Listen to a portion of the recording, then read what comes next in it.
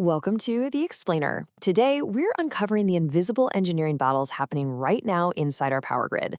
We all know the huge push for green energy is on, but what actually happens to our electrical infrastructure when we start attaching thousands of new power sources to it? Well, it turns out it's a fascinating hidden world of physics and engineering. So let's dive right in by challenging a pretty common assumption. We often think of renewable energy as just, plugging a solar panel into a socket. But the reality is far more complex.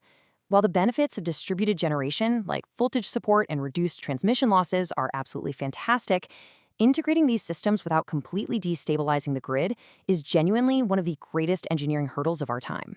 Just to set the stage here, it's actually shocking to learn that 70 to 80% of all power quality problems come from something as simple as faulty connections and wiring.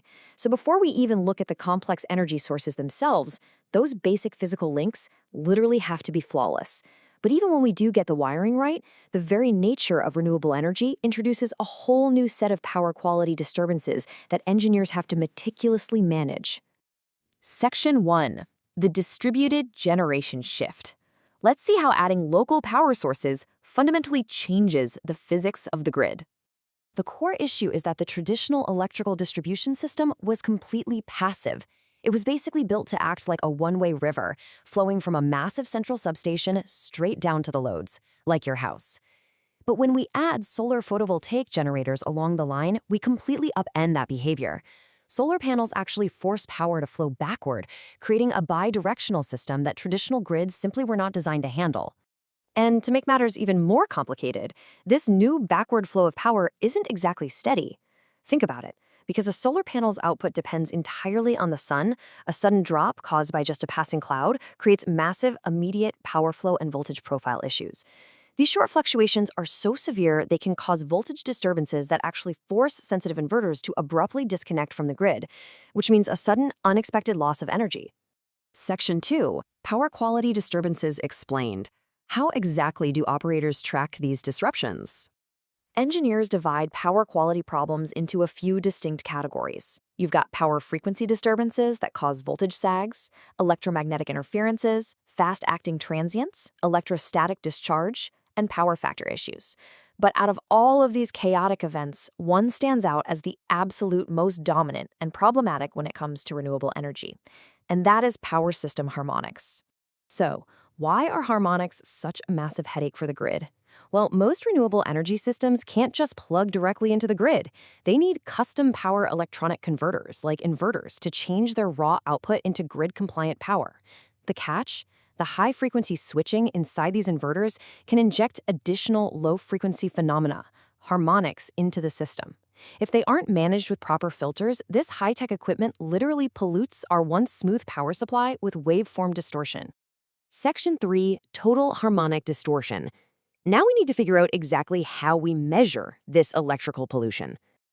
Basically, total harmonic distortion measures how much our perfect smooth electrical wave is getting warped by these injected harmonic currents. According to strict IEEE standards, we have to tightly limit the harmonic current that anyone can inject into the utility system at the point of common coupling. Why?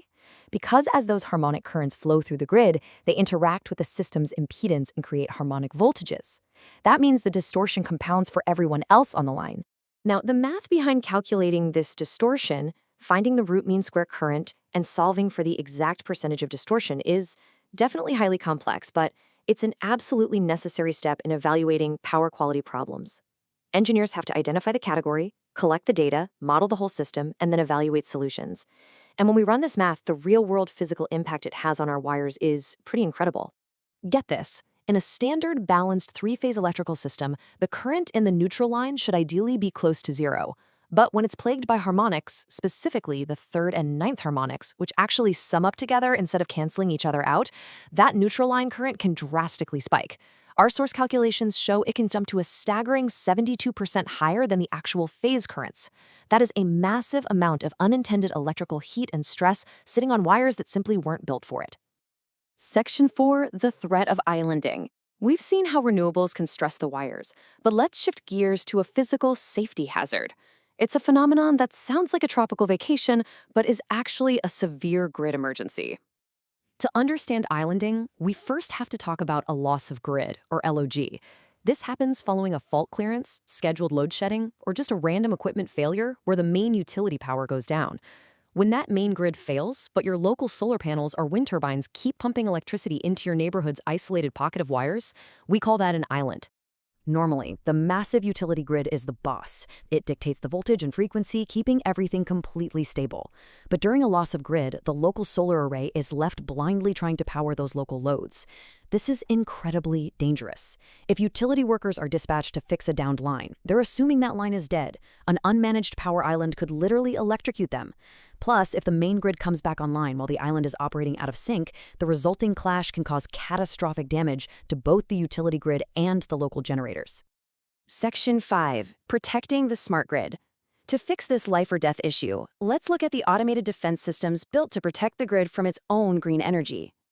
The literal first line of defense here is the intertie circuit breakers. Sitting right at the boundary of a prospective power island, its one main job is to detect a loss of grid and trip instantly. Standard requirements say it absolutely must sever that connection within half a second of the power island being isolated, just to ensure personnel safety. But here's the catch. The sheer volume of bidirectional power flowing from these new renewable sources makes detection incredibly difficult. It leads to false tripping, nuisance tripping, and a terrifying concept known as blinding of protection. This happens when the fault current observed by the main safety relay is actually reduced because of the negative contribution from the solar panels. The solar panels essentially mask the fault, making the safety relays malfunction and blinding them to the real danger. Now, how we actually enforce this rapid disconnect totally depends on the size of the generator. For small systems under 250 kilovolt amps, it's fairly straightforward. A loss of grid causes severe overloading, so the voltage and frequency drop immediately, and simple undervoltage relays trip the system offline. But large generators, 250 kVA and above, are equipped with high-speed automatic voltage regulators. They can stubbornly maintain the voltage and frequency, keeping that illegal power island alive and totally hidden. Because of that, massive solar and wind farms require highly specialized distance relays just to detect the fault. And this right here is where we hit a massive engineering paradox. Current anti-islanding protection schemes force all renewable generators to disconnect immediately during grid faults. But by forcing all these green generators to instantly drop offline to protect the grid workers, we lose out on their ability to actually help support the grid during a crisis. We completely lose their ability to maintain power quality, enhance security, and provide vital ancillary services right when the grid needs them the most. So this leaves us with the ultimate engineering balancing act. How do we keep utility workers safe while still fully utilizing the power of a decentralized renewable future? As we rush to plug millions of new green energy sources into our aging infrastructure, the question isn't just about how we generate the power anymore, it's whether our invisible, highly complex grid can survive the chaos of delivering it.